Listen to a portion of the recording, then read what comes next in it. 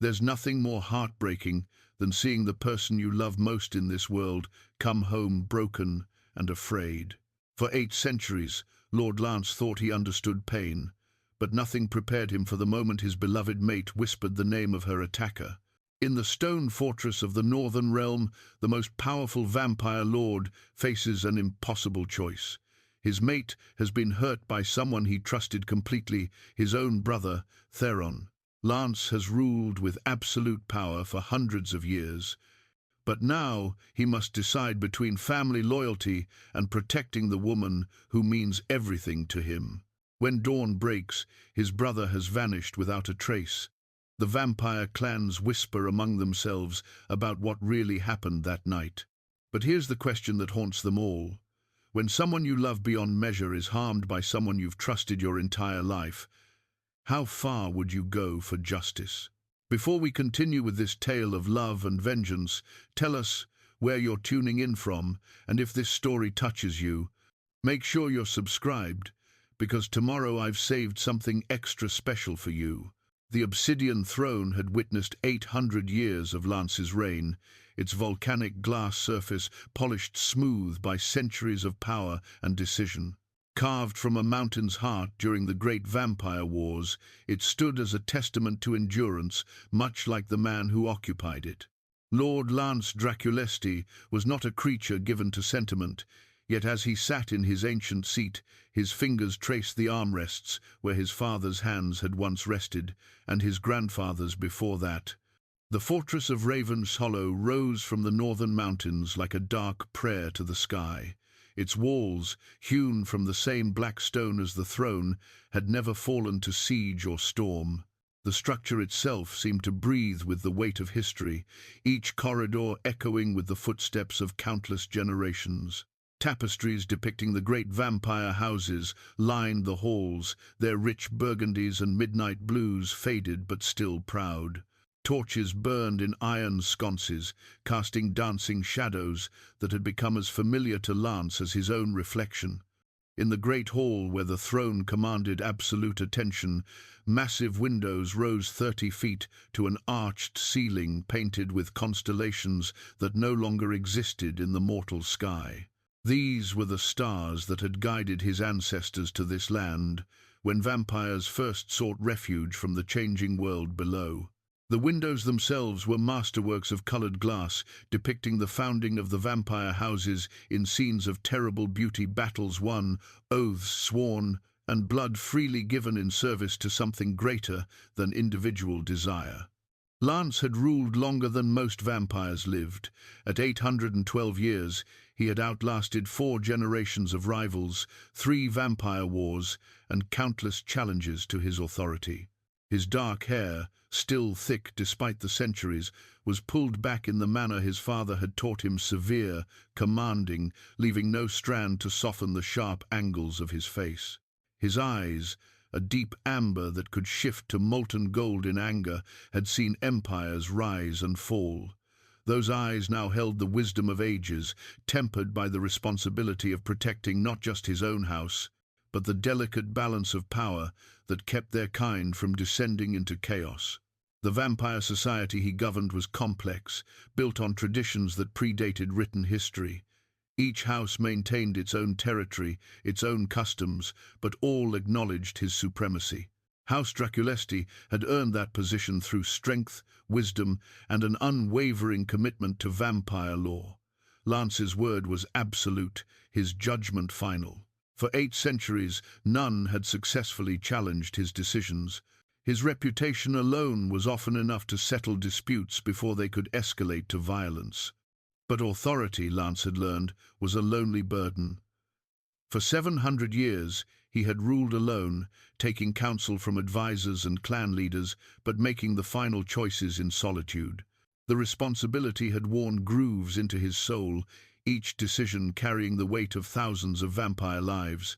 He had grown accustomed to the isolation that came with ultimate power, accepting it as the price of leadership. Then, Illyra had entered his world, and everything changed. She had been human then, a healer working in the village that bordered his territory. Lance had encountered her during one of his rare journeys beyond the fortress walls, investigating reports of vampire hunters in the region. He had found her tending to a wounded vampire, not one of his house, but a young one who had been caught in a hunter's trap.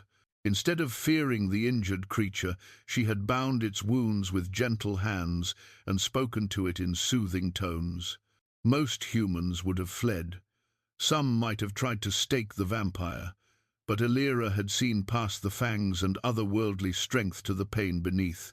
She had risked her own life to save a creature that most of her kind would consider a monster. In that moment, Lance had recognized something he hadn't realized. He'd been searching for a spirit that matched his own commitment to protecting those under his care. The bond between them had grown slowly, built on long conversations about duty and compassion, about the weight of responsibility and the courage required to do what was right, rather than what was easy. Illyra possessed an inner strength that had nothing to do with physical power and everything to do with moral certainty. She saw the world not as it was, but as it could be. Her presence in his life had brought color to what had become an existence painted in shades of duty and obligation. When she chose to become his mate and accept the vampire transformation, she had not done so lightly. The process itself was dangerous. Not all humans survived the change, and those who did were forever altered in ways beyond the physical. But Illyra had approached even that ultimate transformation with the same quiet courage she brought to everything else. She had studied vampire lore, prepared herself mentally and spiritually, and when the time came, she had faced the unknown with steady resolve. The transformation had been successful, but more than that, it had been beautiful. Illyra's essential nature remained unchanged, even as her body adapted to its new reality. Her healing abilities, instead of disappearing, had evolved into something uniquely powerful among their kind. She could sense injury and illness with supernatural precision, and her touch could accelerate healing in ways that amazed even the oldest vampires. More importantly, she could heal emotional wounds as well as physical ones, bringing peace to troubled minds and comfort to grieving hearts. In the century since her transformation, she had become far more than Lance's mate. She was his closest advisor, his most trusted companion, and the moral compass that guided his most difficult decisions. The vampire houses had initially been skeptical of a former human holding such influence, but Illyra had earned their respect through wisdom, kindness, and an unwavering commitment to justice. She had softened some of Lance's harsher edges while strengthening his resolve to be not just a ruler, but a protector. Their love had grown into something that transcended the usual bonds between vampires. They shared thoughts and emotions in ways that went beyond the normal mate connection. When Lance was troubled, Illyra knew before he spoke. When she was worried, he felt the anxiety as his own. They had become two parts of a single whole, each incomplete without the other. The fortress itself had changed under Illyra's influence. Rooms that had been stark and purely functional now held touches of warmth, books of poetry alongside military treatises, gardens where night-blooming flowers perfumed the air, chambers set aside for meditation and quiet reflection. She had not altered the essential character of Ravenshollow, but she had reminded it that strength could coexist with beauty, that power need not exclude compassion. Lance's brother Theron had been part of their lives from the beginning. 500 years younger than Lance, Theron had grown up in his shadow, always the secondary son, always the one who would inherit power only if something befell his elder brother. Where Lance was measured and thoughtful, Theron was passionate and impulsive. Where Lance considered the long-term consequences of every action, Theron acted on instinct and emotion. The brothers had maintained an affectionate relationship despite their differences, or perhaps because of them. Theron possessed his own considerable strengths. He was a formidable warrior, quick-witted and brave. His passion, while sometimes problematic, also made him an inspiring leader when the situation called for it. He commanded the loyalty of many younger vampires who found his energy refreshing after Lance's sometimes austere leadership style. Lance had been grooming him for greater responsibility, preparing him to take on more significant roles in governing their territory. But there had been signs of discontent, moments when Theron's eyes held a restlessness that spoke of unfulfilled ambition. He had never directly challenged Lance's authority, but there were times when his questions came close to criticism, when his suggestions carried undertones of impatience with the established order. Lance had attributed this to youth and inexperience, assuming that time would teach his brother the patience that came with understanding the true weight of leadership. The relationship between Theron and Elira had always been cordial, if somewhat distant. Theron respected her position as Lance's mate and acknowledged her contributions to their house, but there had been little warmth between them. Elira, with her gift for reading people, had occasionally expressed quiet concerns about Theron's state of mind, but nothing specific enough to cause alarm. She had simply noted that he carried an anger that seemed to have no clear target, a frustration that he struggled to articulate even to himself. The vampire political landscape was delicate, built on centuries of carefully maintained balances. The great houses, Draculesti, Moraveth, Valois, and others, each controlled territory and commanded the loyalty of lesser vampire clans. Disputes were settled through negotiation when possible, formal combat when necessary, and war only as a last resort. Lance's position as the most powerful lord meant that he often served as mediator in conflicts between other houses, a role that required not just strength but diplomatic skill and absolute impartiality. House Moraveth, in particular, had been a source of occasional tension. Led by an ambitious vampire named Cassius, they controlled territory to the east and had been steadily expanding their influence for the past several decades. Cassius was clever, patient, and utterly ruthless when necessary. He had never directly challenged Lance's supremacy, but he had been positioning his house for greater power, building alliances, and accumulating favors that could be called in when needed. The fortress staff included dozens of vampires from various lesser clans, each bringing their own skills and perspectives. There were warriors who maintained security and readiness, scholars who preserved vampire lore and history, artisans who maintained the ancient beauty of Raven's Hollow, and diplomats who managed relationships with other houses. All served Lance with unwavering loyalty, drawn by his reputation for fairness and his commitment to protecting vampire society as a whole. As Lance sat on his obsidian throne this evening, the torchlight playing across the familiar stones, he reflected on how completely his world had been transformed by love. Before Elira, he had been a ruler respected, feared, but ultimately alone with his burdens. With her beside him, he had become something more, a protector not just of vampire society, but of the possibility that their kind could be noble, as well as powerful, compassionate, as well as strong. The great hall was quiet now, the day's business concluded, the evening's court sessions finished. Soon Elira would return from her evening walk through the gardens, and they would share the peaceful hours that had become the most treasured part of his long existence. In those moments, discussing the day's events or simply enjoying comfortable silence, Lance found a contentment that 8 centuries of power had never provided. He had no way of knowing that this evening would be the last time he would sit in perfect peace on his ancestral throne. Within hours, everything he valued most would be shattered, and the choices ahead would test not just his power, but his very soul. The obsidian throne had witnessed centuries of Lance's reign, but it had never seen its occupant face a crisis that would challenge everything he believed about family, loyalty, and justice. The torches continued to burn, casting their eternal dance of light and shadow across the ancient stones, while outside the fortress walls, the darkness held secrets that would soon tear apart the carefully constructed peace of 800 years.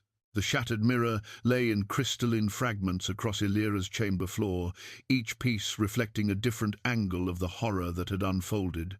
Lance stood frozen in the doorway, his centuries of composure crumbling as he took in the scene before him.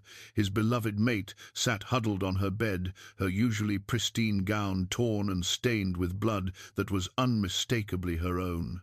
Her healing abilities were already working to close the visible wounds, but the damage to her spirit was written across her face in ways that no supernatural power could immediately repair. Illyra. His voice came out as barely a whisper, thick with an emotion he rarely allowed himself to feel: fear. Not the tactical concern of a ruler facing a threat to his domain, but the raw terror of a man who might lose the one thing that gave his eternal existence meaning. She looked up at him with eyes that held a pain deeper than any physical injury. Those eyes, which had always met his with such strength and clarity, now seemed clouded with shame and confusion. When she tried to speak, her voice caught, and she had to begin again. "Lance, I..." The words seemed to stick in her throat, as if speaking them would make the reality somehow worse than it already was. He crossed the room in 3 swift strides, his boots crunching on the broken glass, and knelt beside her. His hands hovered over her shoulders, wanting to comfort, but afraid that his touch might cause additional pain. The sight of her blood, precious beyond any treasure in his vast holdings, sent waves of rage through him that he struggled to contain. "Who did this to you?" The question came out more harshly than he intended, but the fury building within him was becoming difficult to control. "Tell me who dared lay hands on you, and they will pay with their life." Illyra flinched at the intensity in his voice, and Lance immediately gentled his tone. This was not the time for the commanding presence he used in his great hall. This was the time to be simply a man comforting the woman he loved. "Please," he said more softly, reaching out to brush a strand of dark hair from her face. "Tell me what happened." She closed her eyes, gathering strength from his touch. When she opened them again, there was a resolve there that he recognized, the same courage that had led her to heal a wounded vampire stranger all those years ago, the same strength that had carried her through her own transformation. "I was in the garden," she began, her voice gaining steadiness as she spoke. "The night-blooming jasmine was particularly beautiful tonight, and I wanted to gather some for our chambers. I heard footsteps behind me, but I thought nothing of it. So many of our people walk those paths in the evening." Lance nodded, encouraging her to continue, while his mind began cataloguing everyone who had been in the fortress that evening, everyone who might have had access to the private gardens. When I turned around, he was there. At first, I was pleased to see him. It had been weeks since we'd had a proper conversation. But something was different about his manner. His eyes. She shuddered, and Lance felt the tremor run through his own body via their bond. His eyes were wild, desperate somehow. When I asked if he was well, he didn't answer properly. He said things that made no sense. "What kind of things?" Lance asked, though a cold suspicion was beginning to form in his chest. "He spoke about power, about being overlooked for too long, about how some people received everything while others received nothing." Illyra's hands clenched into fists in her lap. "He said I didn't understand what it was like to watch someone else live the life you deserved." The suspicion was crystallizing into horrible certainty, but Lance forced himself to remain calm. "Did he say anything else?" "He grabbed my arm when I tried to leave, said I belonged with someone stronger, someone who would appreciate what I had to offer." The shame in her voice nearly broke Lance's heart. "I tried to use my healing touch to calm him, thinking perhaps he was ill or had been drugged somehow. But it seemed to make him angrier. He accused me of trying to manipulate him, of thinking I was better than him because of my abilities." Lance's hands were trembling now, centuries of carefully maintained control slipping away as he began to understand the full scope of what had happened. "Illyra, I need you to tell me his name. I need you to say it." She looked directly into his eyes, and in that gaze he saw not just pain, but pity. She pitied him for what he was about to learn, for the choice he would have to make. "It was Theron," she whispered. The name hit Lance like a physical blow. For a moment, the room seemed to spin around him, the broken mirror fragments multiplying into a kaleidoscope of fractured reflections. His brother, his own blood, the person he had trusted above all others except Elira herself. No. The word came out as a growl, more animal than civilized vampire. Not Theron. There must be some mistake. But even as he spoke, he knew there was no mistake. The details fit too perfectly. Theron's recent restlessness, his questions that bordered on challenges, his increasing frustration with his secondary position. And who else would have had such easy access to the private gardens? Who else could have approached Elira without raising her guard? "I'm sorry," Elira said, reaching out to touch his face. "I know how much you love him. I know what this means to you, to our family." "Don't." Lance caught her hand and pressed it against his cheek. "Never apologize for telling me the truth, no matter how much it hurts to hear." He stood abruptly, pacing to the window that overlooked the courtyard. Below, he could see members of his household going about their evening routines, unaware that their world was about to change forever. The decision he made in the next few minutes would affect not just him and Theron, but every vampire under his protection. "Where is he now?" Lance asked without turning around. "I don't know. After I fought him off, and I did fight Lance, I want you to know that he seemed to come to himself for a moment. He looked horrified by what he had done, but then he ran before I could speak to him." Lance nodded, his mind already shifting into the tactical thinking that had kept him alive and in power for 8 centuries. But underneath the strategic planning, a deeper pain was growing, the agony of betrayal by someone he had loved unconditionally. "You said you fought him off. How badly was he hurt?" "I managed to rake my nails across his face before he released me. There was blood, but nothing that wouldn't heal quickly." Elira's voice held a note of satisfaction at having defended herself, and Lance felt a fierce pride in her strength. He turned back to face her, and she could see the transformation that was taking place. The gentle mate who had comforted her was still there, but now he was overshadowed by the vampire lord who had ruled with absolute authority for 8 centuries. The amber eyes had shifted to molten gold, and when he spoke again, his voice carried the weight of absolute command. "I want you to stay in these chambers until I return. Do not leave for any reason, and do not admit anyone except me. If Theron has truly done this thing, then he is no longer the person we knew. I cannot guarantee your safety until I understand what drove him to such actions." Elira nodded, understanding that this was not the time to argue about being protected or confined. "What will you do?" 1. Lance was quiet for a long moment, staring at the fragments of broken mirror as if they might reveal some alternative to the choice before him. "I will find him. I will hear his explanation, and then I will decide whether I still have a brother."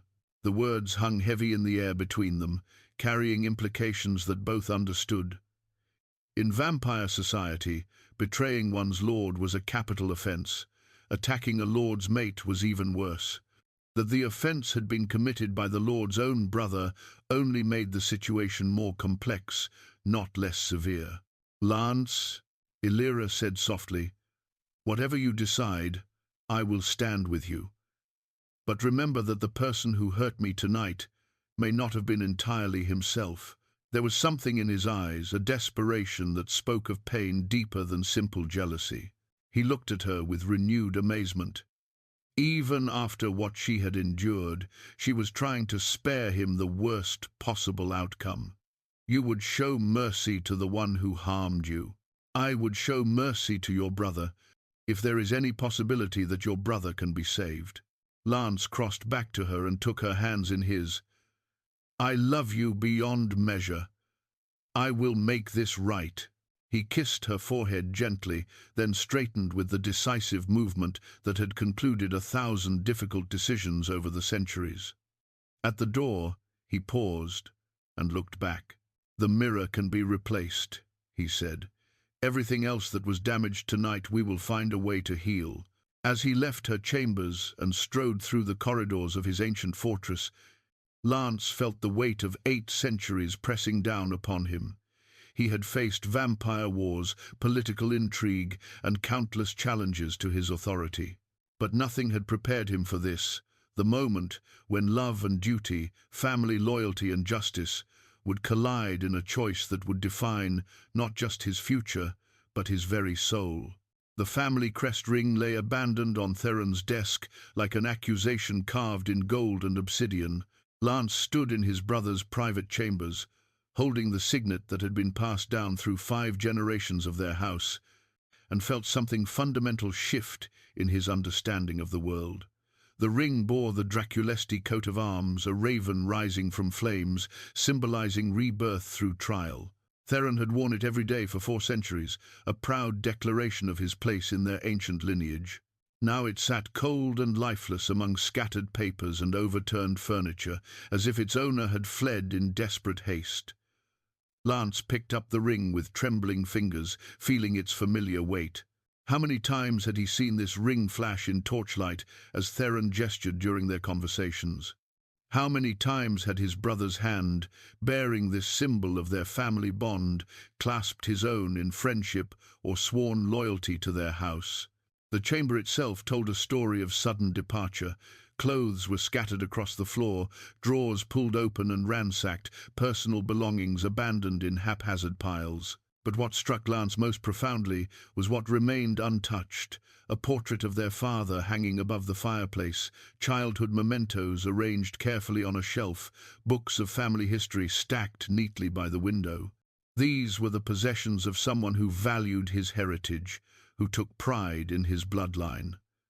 The contradiction between that careful preservation and the violent abandonment of the family ring made no sense. Marcus, Lance's most trusted advisor, stood quietly near the doorway. The elder vampire had served 3 generations of Draculesti lords, and his weathered face had seen enough family crises to understand the delicacy of this moment.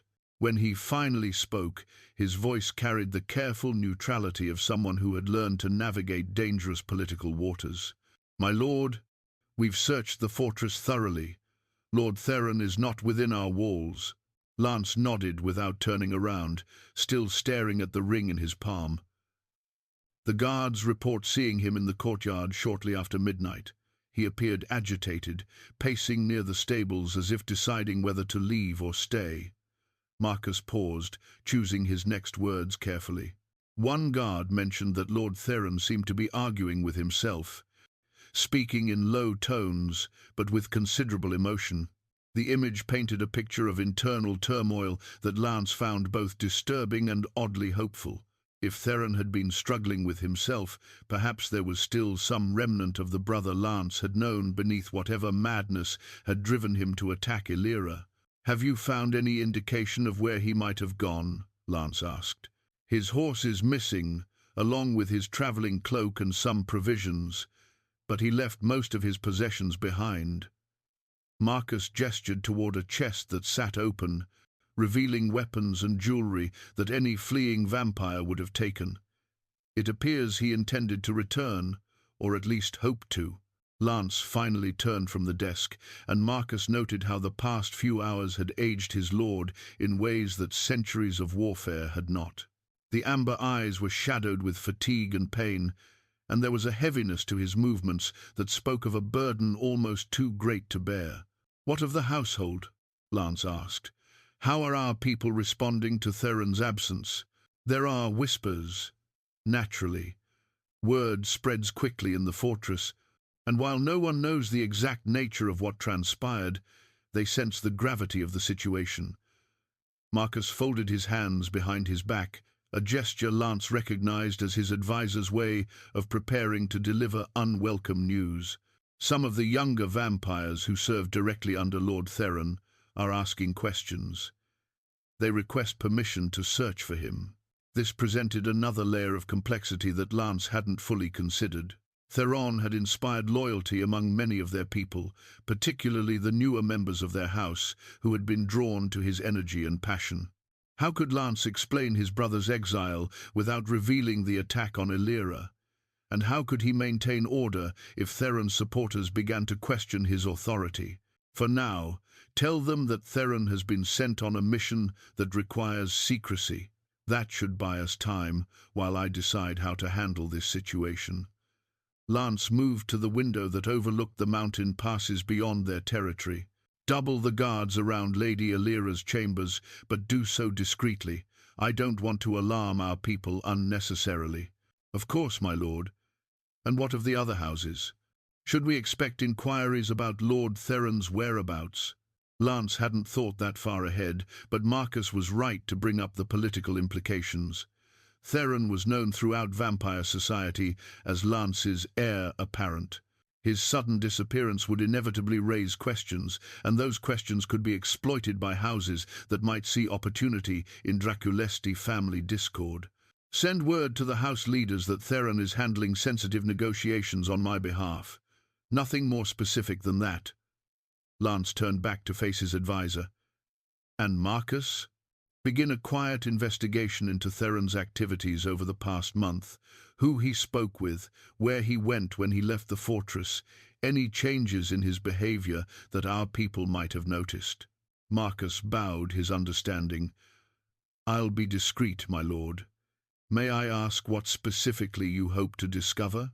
It was a fair question, and one that Lance wasn't entirely sure he could answer. What was he hoping to find?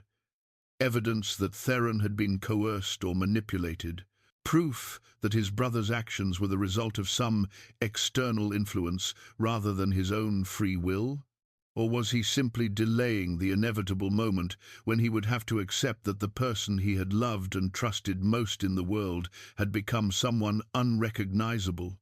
I need to understand what drove him to this, Lance said finally. The Theron I knew would never have harmed an innocent person, especially not Illyria. If something changed him, I need to know what it was. After Marcus left to carry out his orders, Lance remained alone in his brother's chambers. He walked slowly through the rooms that had been Theron's private sanctuary, looking for clues to his brother's state of mind. The books on the shelves revealed a mind hungry for knowledge, volumes on vampire history, political philosophy, military strategy. Nothing that suggested instability or dangerous thinking. But as Lance examined the desk more carefully, he found something that made his blood run cold. Hidden beneath a stack of correspondence was a journal, its pages filled with Theron's familiar handwriting. The early entries were mundane observations about fortress business, notes on political developments, reflections on his training and responsibilities. But as Lance read deeper, the tone began to change. The later entries spoke of frustration and resentment in language that grew increasingly bitter. Theron wrote about watching Lance make decisions without consulting him, about being treated as a subordinate rather than a partner despite his centuries of loyal service. There were complaints about Illyria's influence over Lance, accusations that she had changed their family dynamic in ways that marginalized Theron's position. Most disturbing were the final entries, written in an increasingly erratic hand. Theron described dreams where he ruled in Lance's place, where he was the one making crucial decisions and receiving the respect he felt he deserved. He wrote about conversations with unnamed friends who assured him that his feelings were justified, that he was indeed being treated unfairly. Lance closed the journal with trembling hands. The picture it painted was of a gradual corruption, a slow poisoning of Theron's mind against everything he had once held dear. But corruption by whom? Who were these friends who had fed his brother's resentment until it grew into something monstrous? As dawn approached, Lance made his way back to Illyria's chambers. She was sleeping fitfully, her healing abilities having closed the physical wounds but unable to touch the deeper trauma. He sat beside her bed and watched the peaceful rhythm of her breathing, drawing comfort from her presence even in sleep. The family crest ring was still clenched in his fist, its edges cutting into his palm. Tomorrow would bring new challenges, new decisions that would test everything he believed about justice and mercy. But tonight, He would simply sit with the woman he loved and try to remember what it felt like to believe that family bonds were unbreakable. Outside the fortress walls, the first pale light of dawn was beginning to touch the mountain peaks, and somewhere in the wilderness beyond, his brother faced the morning as an exile from everything he had once called home. The tracking pendant hung lifeless around Lance's neck, its ancient silver surface cold against his skin. For 3 centuries, the mystical amulet had connected him to his brother through bonds of blood and magic that should have transcended distance or concealment. Now, as he stood in the fortress's highest tower, searching for any trace of Theron's presence, the pendant remained as silent as stone. The implications of its failure sent ice through his veins. Either his brother had found a way to sever their magical connection, or something far worse had befallen him. Illyra joined him at the tower window, her movements still careful, but her strength visibly returning. The past day had brought colour back to her cheeks and steadiness to her voice, though Lance could see the wariness that now lived behind her eyes. She would heal completely, but she would never again move through their world with the absolute trust she had once possessed. The pendant has never failed before, she observed, reaching out to touch the silver surface. Her healing abilities allowed her to sense magical energies in ways that others could not, and Lance watched her face carefully as she concentrated. The connection isn't just dormant, it's been deliberately severed. Is such a thing possible? Lance asked, though he dreaded the answer. With the right knowledge and sufficient motivation, yes. But it would require power beyond what Theron possesses alone. She stepped back from the pendant, her expression troubled. Lance, I think we need to consider that your brother may not be acting entirely of his own will. Before Lance could respond, Marcus appeared in the tower doorway, his usually composed demeanor showing cracks of concern. My lord, we have visitors. A delegation from House Valois requests an immediate audience. The timing was suspicious. House Valois rarely involved themselves in the affairs of other vampire houses unless they sensed opportunity or weakness. Their lord, Dimitri Valois, was known for his calculating nature and his ability to appear wherever political advantage might be gained. That he would arrive so soon after Theron's disappearance could not be coincidence. How many in the delegation? Lance asked, already moving toward the stairs. 3, including Lord Dimitri himself. They bear the formal banners of diplomatic immunity, but they're armed for trouble. Marcus kept pace with his lord as they descended toward the great hall. They claimed to bring news of significant importance to House Draculesti. Lance felt Illyra's hand slip into his, a gesture of support that he desperately needed. Whatever Dimitri Valois wanted, it would not be good news for their family. The lord of House Valois had spent 2 centuries building a reputation as a manipulator of vampire politics, always appearing at moments of crisis with offers that seemed generous but carried hidden costs. The great hall had been prepared for formal reception, with Lance's obsidian throne positioned to project maximum authority.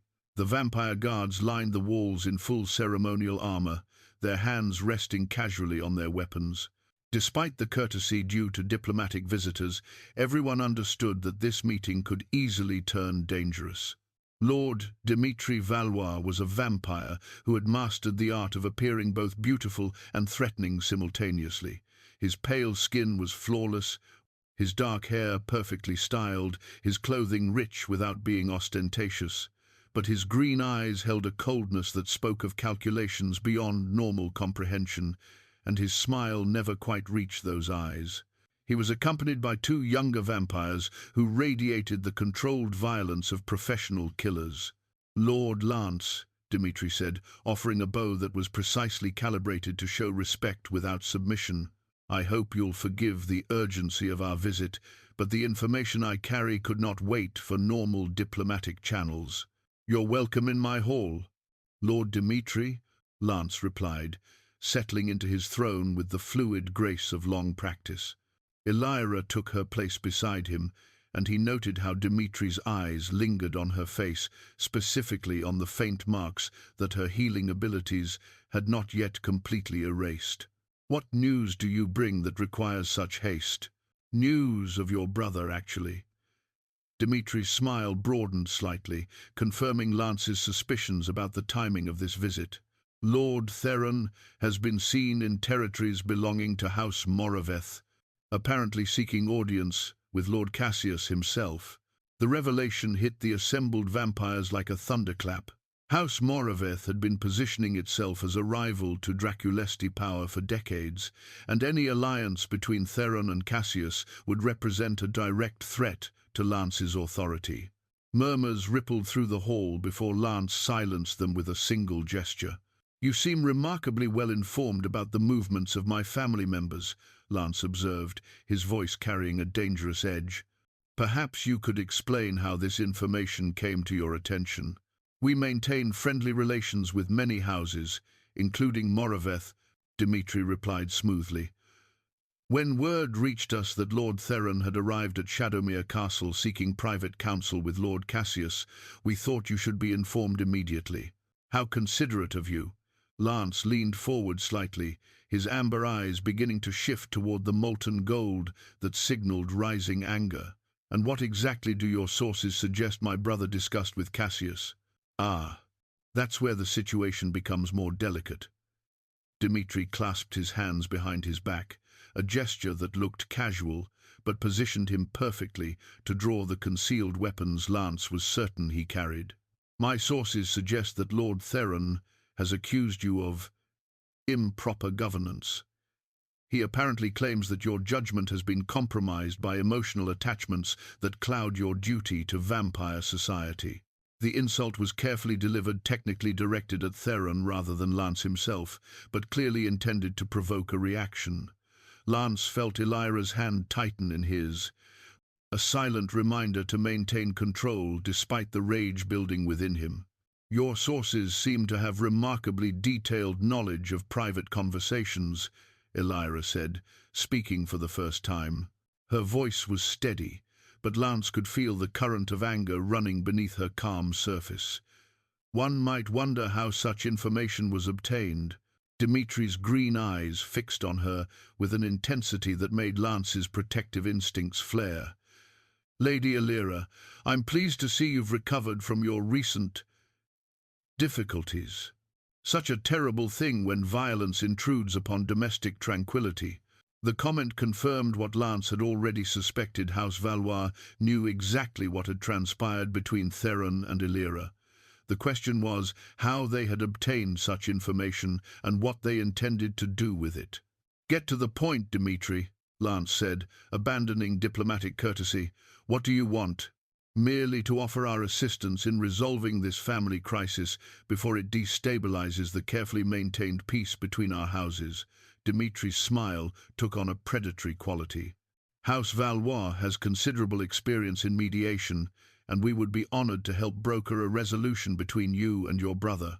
"And what would such assistance cost House Draculesti?" "Nothing more than a formal acknowledgement of House Valois as equal partners in governing the Northern Territories." The offer was delivered as if it were a minor detail rather than a massive transfer of power. "A small price for preventing civil war within your own family." Lance stood slowly, his full height and presence filling the hall with authority that had been unquestioned for 8 centuries. "You mistake me for someone who negotiates from weakness, Lord Dimitri. House Draculesti has weathered storms far greater than one wayward brother." "Of course," Dimitri replied, though his eyes suggested he had expected this response. "But consider the broader implications. If Lord Theron succeeds in convincing other houses that your judgment has been compromised, the political landscape could shift dramatically. House Valois merely seeks to prevent unnecessary bloodshed." "How noble of you." Lance descended from his throne, and his guards subtly shifted position to better protect their lord while maintaining the appearance of relaxation. "You may return to Lord Cassius with this message. Any house that offers sanctuary to a traitor to House Draculesti declares itself an enemy of our ancient line. The consequences of such a declaration should be carefully considered. Dimitri's smile never wavered, but Lance caught the flash of calculation in those green eyes. "I'll convey your message faithfully, Lord Lance, though I hope you'll reconsider our offer before the situation escalates beyond peaceful resolution." As the delegation from House Valois departed, Lance felt the weight of approaching conflict settling on his shoulders. The political implications of Theron's betrayal were beginning to manifest exactly as he had feared. Their family crisis was becoming a vulnerability that their enemies would exploit without mercy. "He knew," Illyra said quietly once they were alone. "He knew about the attack, about Theron's disappearance, probably even about the details of what happened in the garden." Lance nodded grimly. "Which means this conspiracy runs deeper than simple family discord.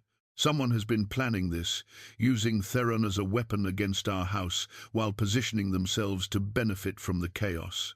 The tracking pendant remained cold against his chest, a constant reminder that his brother was beyond his reach and possibly beyond his help. But now Lance understood that Theron was not just a wayward brother. He was a piece in a larger game, being played by enemies who had been watching and waiting for the perfect moment to strike.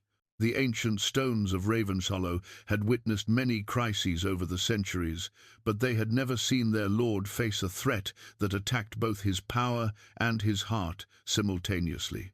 As night fell over the northern mountains, Lance began to understand that saving his brother might require destroying everything Theron claimed to want.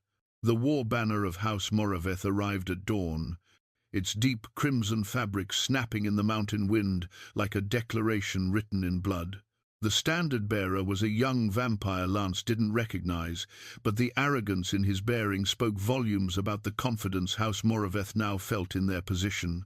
Marcus accepted the formal challenge with the stone-faced dignity that 8 centuries of service had taught him, though Lance could see the concern flickering in his advisor's ancient eyes. "Read it aloud," Lance commanded from his throne. The great hall had been summoned to witness this moment, not just his household, but representatives from every vampire clan under his protection. Whatever House Moraveth had to say, they wanted it heard by all who served House Draculesti. Marcus unrolled the parchment, his weathered hands steady despite the gravity of what he was about to read. "Lord Cassius Moraveth, sovereign of the eastern domains, to Lord Lance Draculesti, self-proclaimed ruler of the northern territories." The insult was delivered immediately, questioning not just Lance's authority, but his very right to exist. "Greetings and warning." A ripple of anger moved through the assembled vampires. To question Lance's legitimacy was to question the foundations upon which vampire society had been built for centuries. But Lance remained motionless on his obsidian throne, his face betraying nothing of the rage building within him. "It has come to our attention," Marcus continued, "that your house has fallen into chaos and dishonor. Your own blood kin has sought sanctuary within our domains, bearing testimony to your unfitness for the responsibilities you claim. Lord Theron Draculesti has revealed disturbing truths about your governance, particularly regarding your inappropriate attachment to a former human whose influence has corrupted your judgment beyond repair." Illyra, standing beside the throne in a gown of midnight blue that emphasized both her beauty and her strength, felt the eyes of every vampire in the hall upon her. Some gazed with sympathy, others with calculation, but all understood that she had become the focal point of a conflict that could reshape their world. "Furthermore," Marcus read, his voice growing steadier as his own anger overcame his diplomatic training, "Lord Theron has presented evidence of your increasing instability, your paranoid suspicions of loyal family members, and your willingness to place personal desires above the welfare of vampire society. House Moraveth therefore extends formal protection to Lord Theron Draculesti and calls upon all noble houses to question the continued legitimacy of your rule." The challenge was worse than Lance had expected. Not only was Cassius offering Theron sanctuary, but he was positioning himself as the protector of vampire law against a tyrant. It was a masterful political maneuver that would appeal to any house harboring ambitions or grievances against Draculesti dominance. The document concludes, Marcus said, with a demand for your formal abdication in favor of Lord Theron, whom House Moraveth recognizes as the rightful heir to your territories and responsibilities. You have 7 days to respond to these charges before House Moraveth considers itself justified in taking whatever actions necessary to restore proper governance to the northern realms. Silence filled the great hall like a physical presence. Lance could feel the weight of expectation pressing down upon him. His people needed to see how their lord would respond to such an unprecedented challenge. Some of the younger vampires looked genuinely worried, while the older ones watched with the careful attention of those who had lived through political upheavals before. Lance rose from his throne with deliberate slowness, his movement designed to project absolute confidence, even as his mind raced through the implications of Cassius's challenge. When he finally spoke, his voice carried the authority of 8 centuries of unquestioned rule. "Marcus, please, prepare our response," he said. "Inform Lord Cassius that House Draculesti acknowledges receipt of his interesting fiction, but must respectfully decline his generous offer to relieve us of our responsibilities. Further inform him that any house offering sanctuary to a traitor will be held accountable for that traitor's crimes." "And what of the 7-day ultimatum?" Marcus asked. "Tell him that House Draculesti does not negotiate with kidnappers." Lance's eyes had shifted to the molten gold that signaled his rising fury.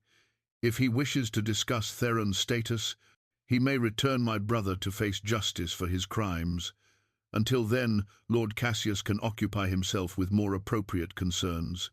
After the formal session ended and the great hall emptied, Lance found himself alone with Elira in the small council chamber that adjoined the throne room.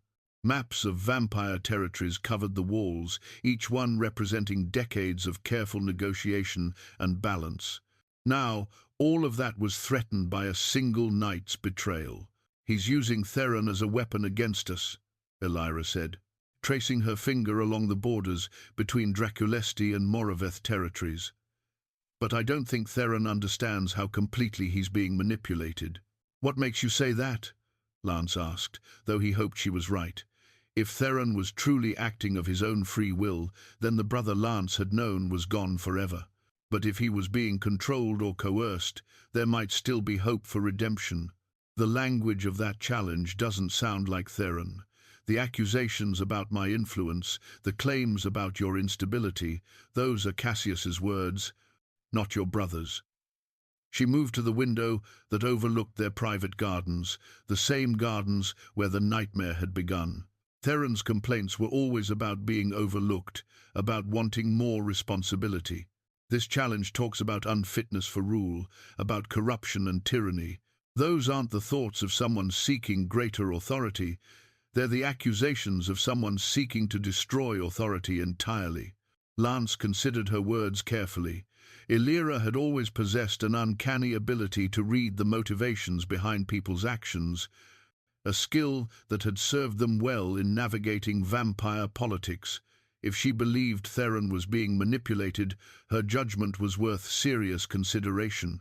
"But even if you're right," he said, "the political damage is the same.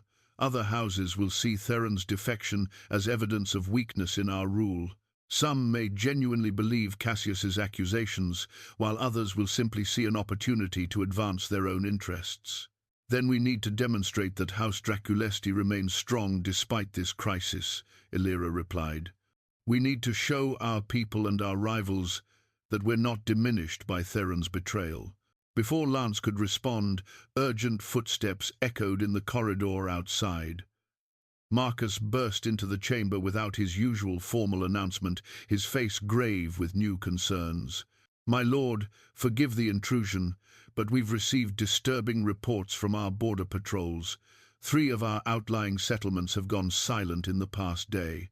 When scouts were sent to investigate, they found the communities abandoned, but showing no signs of violence or struggle." Lance felt a chill that had nothing to do with the mountain air. Abandoned how? The people simply vanished, leaving their possessions behind. But our scouts found evidence that vampires from House Moraveth had been in the area recently. Marcus handed Lance a piece of torn fabric bearing Moraveth's colours. This was found at the third settlement. The implications were clear and terrifying.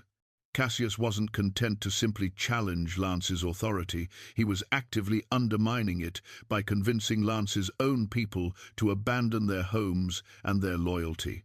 If this pattern continued, House Draculesti could find itself without subjects to rule, regardless of any formal challenges or ultimatums. "How many people are we talking about?" Illyra asked. "Nearly 200 vampires from the 3 settlements combined," Marcus replied. "All of them were recent additions to our house vampires, who joined us within the past century, and might not have the deep loyalty of those whose families have served us for generations." Lance understood the strategy now. Cassius was systematically targeting the most vulnerable members of Lance's domain, offering them sanctuary and probably significant incentives to abandon their allegiance. It was a patient, methodical campaign designed to slowly bleed away Lance's support base until he was left ruling an empty realm. "Double our patrols along the eastern border," Lance ordered, "and send trusted envoys to all our settlements. I want personal assurances of loyalty from every community leader, and I want to know immediately if anyone else attempts to defect." As Marcus hurried away to implement these orders, Lance found himself staring at the torn Moraveth fabric. The crimson color reminded him uncomfortably of the blood on Illyra's gown just days ago, the blood that had started this entire crisis. Now that single act of violence was rippling outward in ways none of them could have anticipated. "We're fighting a war on multiple fronts," he said to Illyra. "The political challenge to our legitimacy, the systematic erosion of our support base, and the personal crisis of Theron's betrayal. Cassius has orchestrated this beautifully. Then we need to stop reacting to his moves and start making some of our own." Illyra replied, her voice carrying a determination that reminded Lance why he had fallen in love with her strength as much as her compassion. "If he wants to play games with the future of vampire society, let's show him what 8 centuries of experience can accomplish." The war banner of House Moraveth still flew from the fortress's message pole, its crimson fabric a constant reminder of the challenge they faced. But as Lance looked at his mate, wounded but unbroken, threatened but still fighting, he felt something that had been absent since this crisis began: hope. The blood oath scroll lay unrolled across the ancient altar in the fortress's most sacred chamber, its parchment yellowed with age and importance. The document had been signed in the blood of 7 generations of Draculesti lords, each adding their mark to the sacred covenant that bound their family line to the protection of vampire society. Now, for the first time in its 800-year history, Lance stood before it with the terrible knowledge that one bearing the Draculesti name had broken those sacred vows. The chamber itself was older than the fortress above, carved directly from the living rock of the mountain. Ancient symbols covered the walls, runes that predated written language, speaking of oaths and honors that transcended individual lives. 7 vampire lords stood witness to this moment, each representing a house that had remained loyal to the old traditions despite the political chaos erupting around them. Their faces were solemn, understanding that they were about to witness something that would change the fundamental nature of vampire society. Illyra stood beside Lance, her presence both a comfort and a reminder of everything that hung in the balance. She wore a gown of deepest black, the color of mourning and endings, but also of power and determination.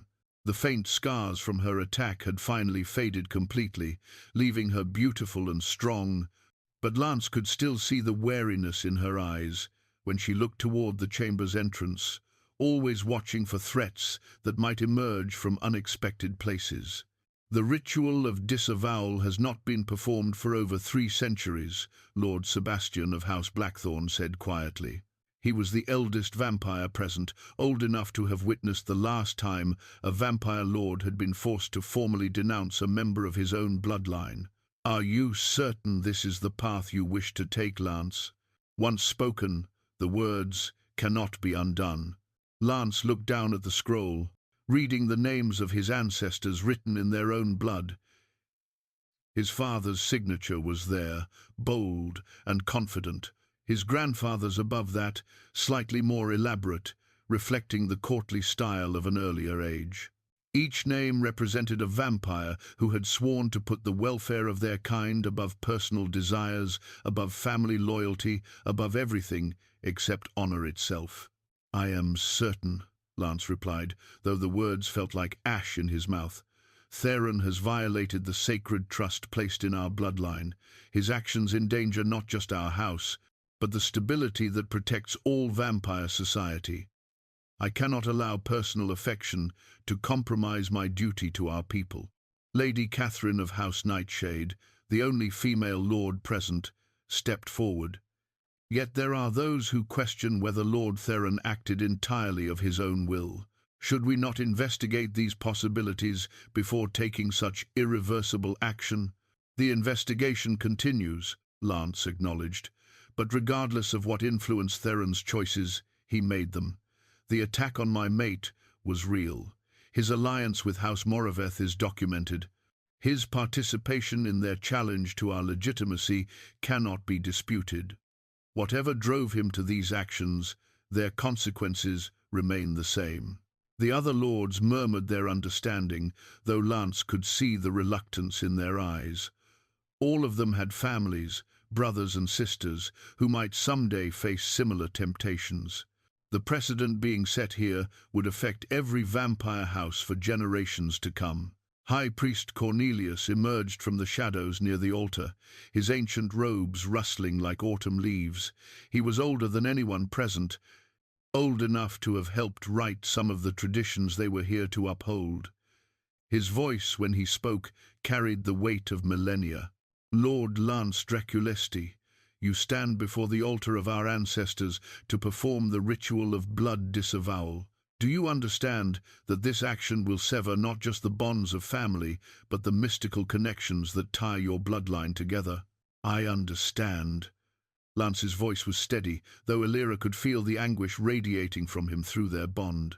"Do you swear that this action is taken not in anger or revenge, but in service to the greater good of vampire society?" "I do so swear." "Then speak the words that will cast Lord Theron Draculesti from the protection of your blood and the sanctuary of your name." Lance drew the ceremonial dagger from his belt, its blade gleaming with the silver runes that made it capable of binding magical oaths.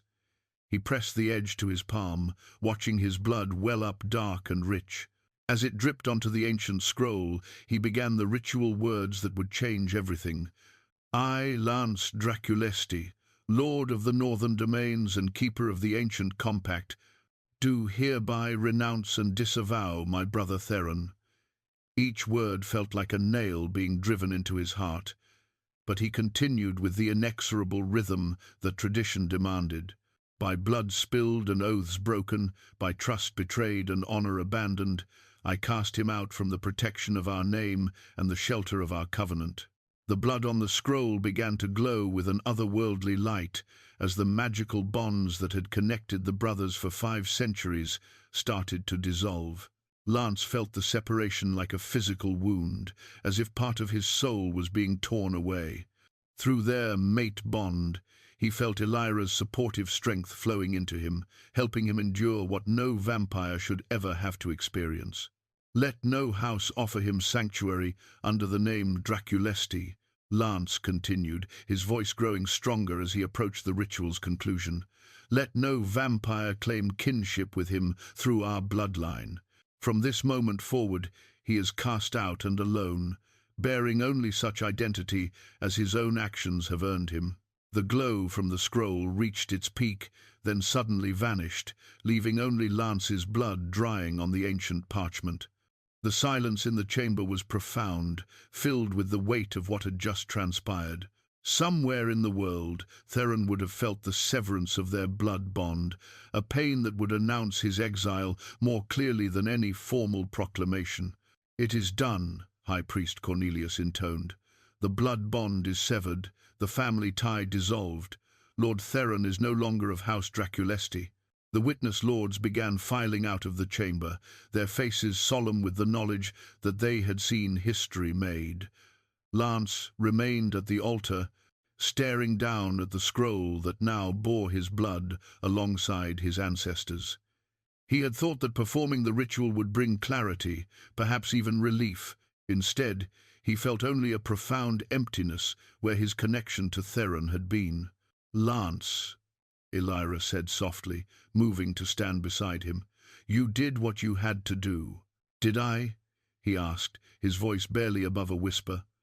"Or did I just give Cassius exactly what he wanted, a brother driven to desperation by rejection, with nothing left to lose?" Before she could answer, Marcus burst into the chamber with news that would prove Lance's fears prophetic. "My lord, urgent word from our border scouts. Lord Theron has been seen leading a Moraveth war party toward our eastern settlements.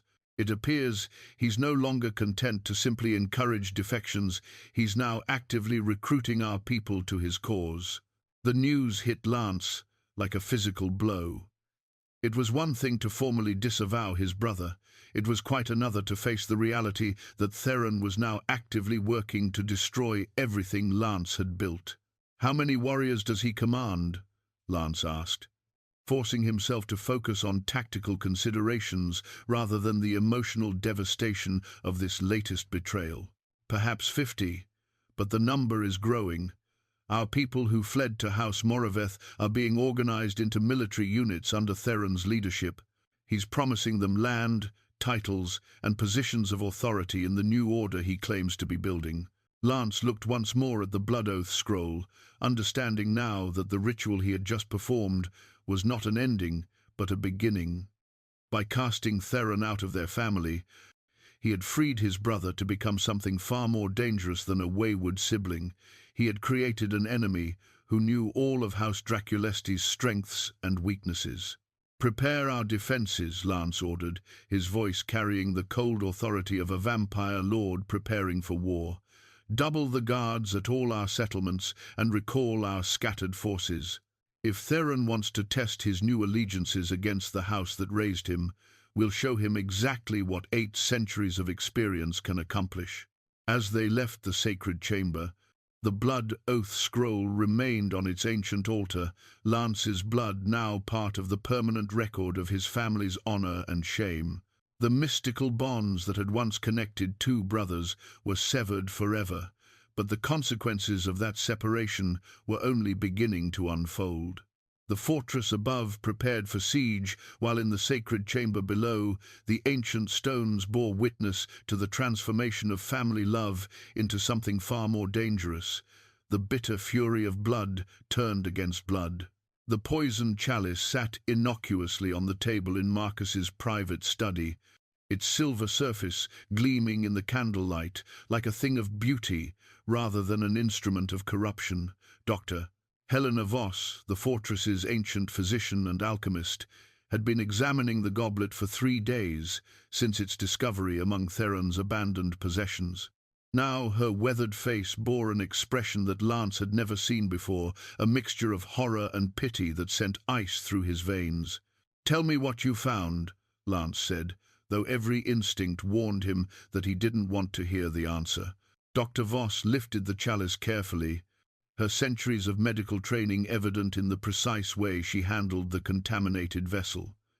"This goblet contains traces of sanguis mentis, a substance so rare and dangerous that I had thought it extinct.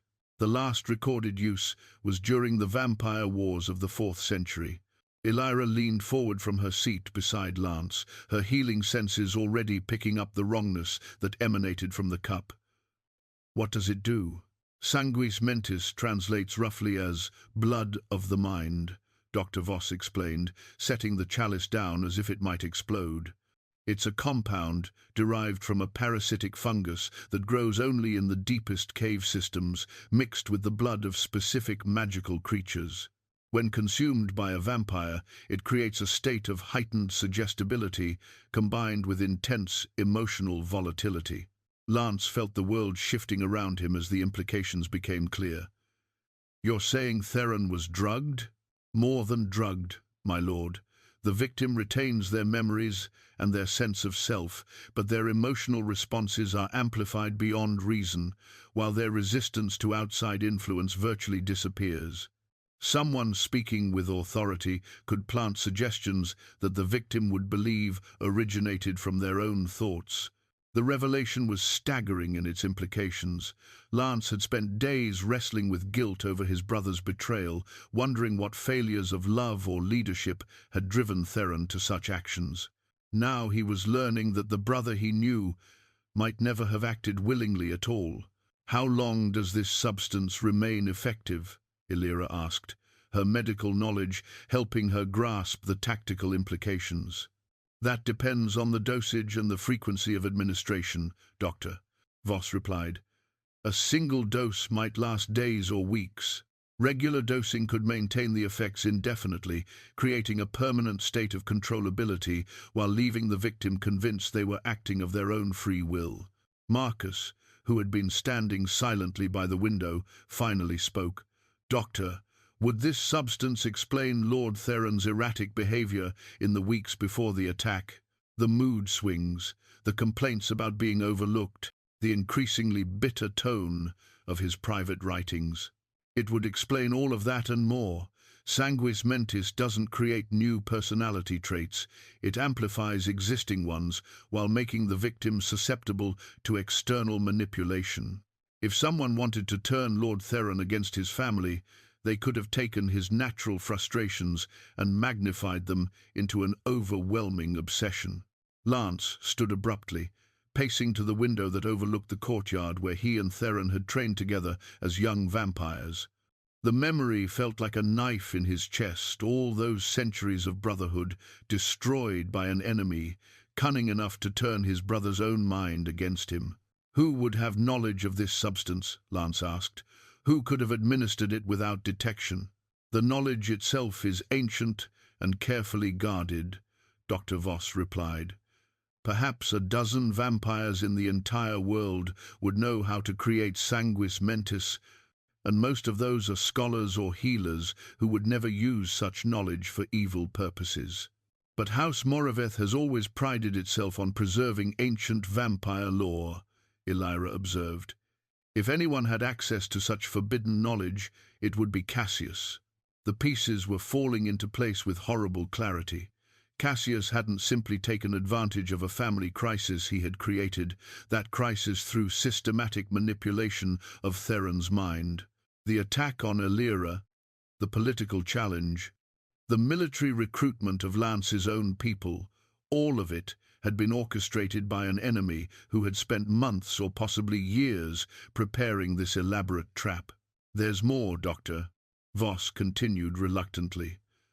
"The dosage found in this chalice was massive, far more than would be needed to maintain control. Someone gave Lord Theron enough sanguis mentis to kill him, or at minimum cause permanent mental damage." "Why would they do that?" Marcus asked.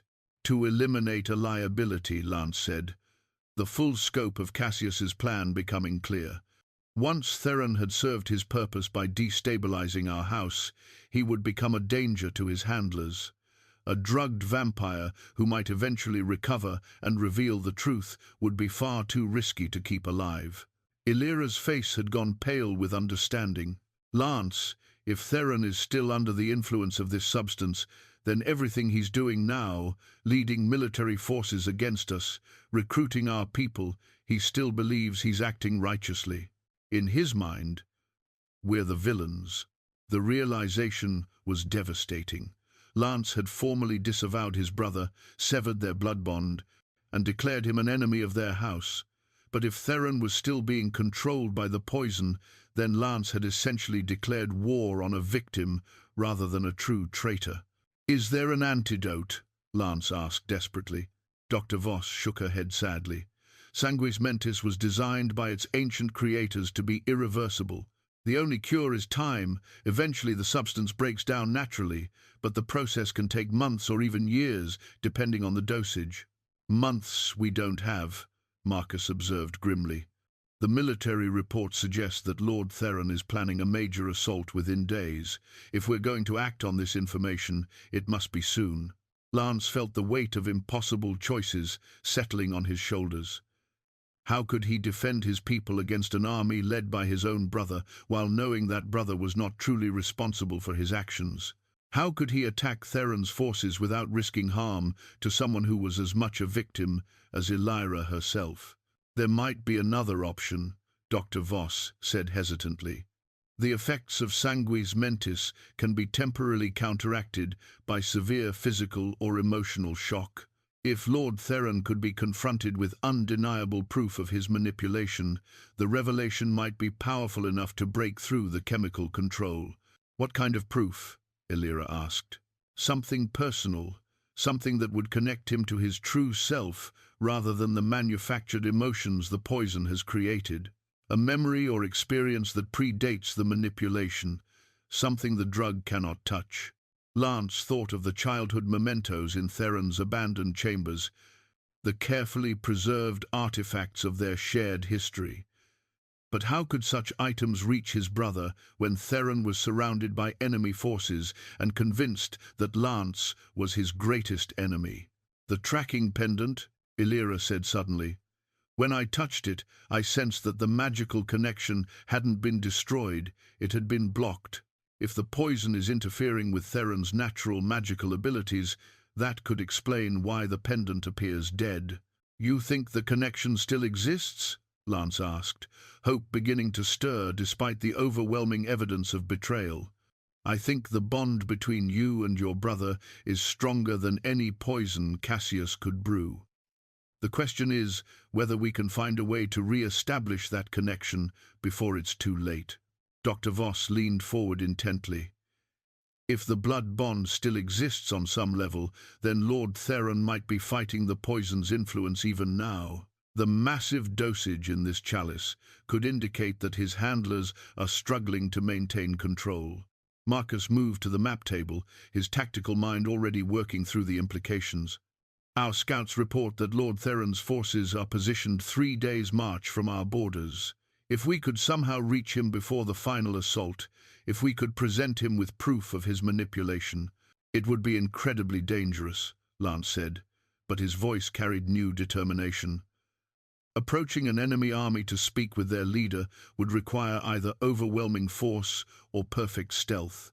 Either option risks massive casualties. Not if I went alone, Elira said quietly. The suggestion hit the room like a thunderclap. Lance turned to stare at his mate, seeing the resolve in her eyes and feeling his protective instincts flare to overwhelming intensity. Absolutely not, he said. I won't risk losing you to save someone who might be beyond saving. But I'm the key, Elira insisted. Theron's attack on me was the catalyst for everything that followed. If he could see me alive and unbroken, if he could understand that his actions were based on manufactured emotions rather than real grievances, it might be enough to break through the poison's influence. She's right, Dr. Voss said reluctantly. The victim's connection to their actions is crucial for breaking sanguis mentis conditioning. If Lord Theron could confront the reality of what he did while under the drug's influence, the shock might be sufficient to restore his natural mental state. Lance looked at the poison chalice, then at his mate, understanding that the choice before him was even more complex than he had realized. He could continue treating Theron as an enemy, and probably win the coming war through superior experience and resources. But victory would come at the cost of his brother's life and soul, leaving Cassius free to attempt similar manipulations against other vampire houses. Or he could risk everything on the possibility that love and truth could overcome chemical manipulation and political conspiracy. It was a gamble with stakes higher than any he had faced in 8 centuries of rule. If we do this, he said finally, we do it together. I won't send you into danger alone, and I won't abandon my brother to Cassius's poison without fighting for his soul. The poison chalice sat on the table between them, a reminder that their enemy's cruelty extended beyond simple political ambition. But for the first time since this crisis began, Lance felt something other than despair. If Theron was still fighting the poison's influence somewhere deep inside his controlled mind, then the brother Lance loved might still exist. The question now was whether they could reach him before Cassius decided his pawn had outlived its usefulness and administered the final, fatal dose of the substance that had already stolen so much from both their families. The siege crown of Moraveth gleamed blood-red in the torchlight of Cassius's war tent, its ancient rubies reflecting the flames like drops of fresh blood. The ceremonial headpiece had been worn by Moraveth lords during their greatest victories, and now Cassius donned it as he prepared for what he believed would be the final destruction of House Draculesti. Through the tent's open flap, the sounds of an army preparing for war filled the night, weapons being sharpened, armor being fitted, and the low murmur of vampires discussing tactics for the assault that would come with dawn. 3 miles away, in the war room of Ravenshollow Fortress, Lance stood before a 3-dimensional map that showed every detail of the terrain between his stronghold and Theron's encamped forces. Colored pins marked vampire positions, supply lines, and strategic choke points that 8 centuries of military experience had taught him to recognize. But this time, the tactical planning was complicated by an objective that had nothing to do with victory and everything to do with salvation. "The main force is positioned here," Captain Helena Blackwood reported, pointing to a cluster of red pins on the map's eastern edge. Approximately 200 vampires, well-armed and disciplined, but our scouts confirm that Lord Theron is being kept in this smaller encampment, separated from the main army by nearly a mile of rough terrain. Lance studied the positioning with growing understanding. Cassius is keeping Theron isolated. He doesn't want his puppet interacting too closely with the regular troops, too much risk that someone might notice his erratic behavior or question his decision-making. "Which gives us an opportunity," Elira said, her voice steady despite the enormity of what she was proposing. A small infiltration team could reach Theron's position without engaging the main army. If we can get to him before the assault begins, we might be able to break through the poison's influence. Marcus, ever the cautious advisor, traced possible escape routes with his finger. Even if the attempt succeeds, we'd still need to extract Lord Theron from hostile territory while potentially carrying someone who might resist rescue. And all of this assumes that Cassius doesn't simply order his death the moment he realizes what we're attempting. "The risk is acceptable," Lance said, though his hands clenched into fists at the thought of Elira walking voluntarily into enemy territory. "What choice do we have? If we allow this assault to proceed, Theron dies, either in battle or from poison. Either way, Cassius achieves his goal of eliminating a potential witness to his manipulation." Dr. Voss entered the war room, carrying a leather satchel that contained everything she had been able to prepare for the rescue attempt. "I've created a counter-agent that should help neutralize the remaining sanguis mentis in Lord Theron's system. It won't reverse all the damage, but it should restore enough clarity for him to understand what's been done to him." "How long will the counter-agent take to work?" Captain Blackwood asked. "Minutes if we're fortunate. Hours if the poisoning is more severe than we estimate. But here's what concerns me: if Lord Theron has been receiving regular doses, his handlers will notice the change in his behavior almost immediately." Lance nodded grimly.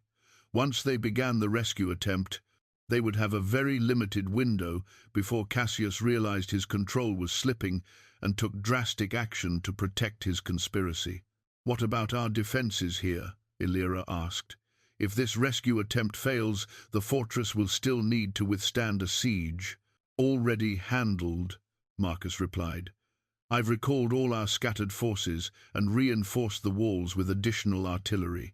Captain Blackwood has trained our people in the latest defensive tactics, and we've stockpiled enough supplies to withstand a siege lasting months if necessary." "The fortress won't fall easily," Captain Blackwood confirmed.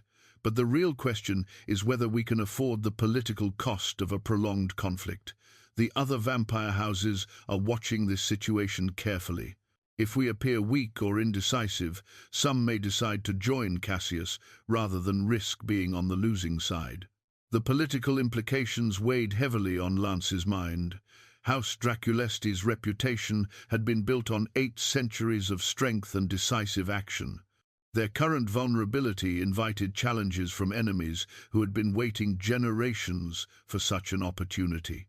Then, we don't give them time to reconsider their loyalties, Lance decided. We move tonight, fast, precise, and conclusive. Either we save Theron and expose Cassius's manipulation, or we end this conflict decisively enough that no other house will risk similar adventures. Illyra moved to the window that overlooked the fortress's main courtyard, where their most loyal warriors were making final preparations for the rescue mission. Each volunteer understood that they might not return.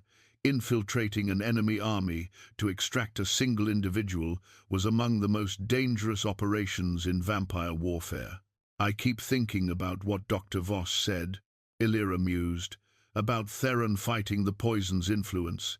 If he's struggling to maintain his true self under all that chemical manipulation, then he's probably in tremendous pain.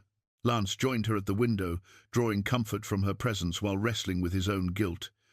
I should have recognized the signs, the mood swings, the increasingly bitter complaints about being overlooked.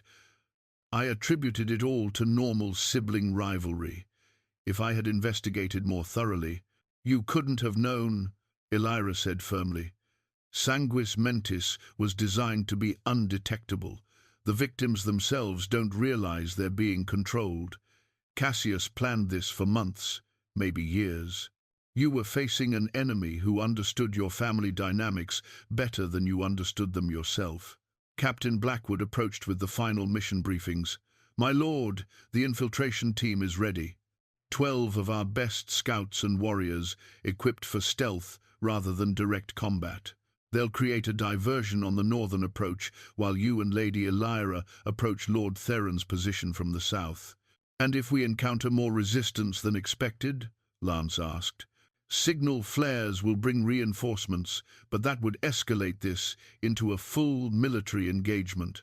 The goal is to get in, administer the counteragent, and extract Lord Theron before anyone realizes what's happening. Dr. Voss handed Illyra the leather satchel containing the medical supplies. The counteragent is in the blue vial. 1 dose should be sufficient, but I've included a second vial in case the first proves inadequate. The green vials contain healing compounds in case Lord Theron has suffered physical injuries from his captivity. What about weapons? Marcus asked. If Lord Theron is still under the poison's influence, he might resist rescue attempts violently. We brought something that should help with that, Lance said, drawing an ornate dagger from his belt. The blade was inscribed with family runes that glowed softly in the torchlight runes that any member of House Draculesti would recognize instantly. This was our father's ceremonial blade. If anything can reach Theron's true self, it will be a symbol of our shared heritage. Illyra studied the blade with her healer's senses, feeling the magical resonance that connected it to generations of Draculesti tradition. It's more than just a symbol. I can sense the blood bonds woven into the metal itself.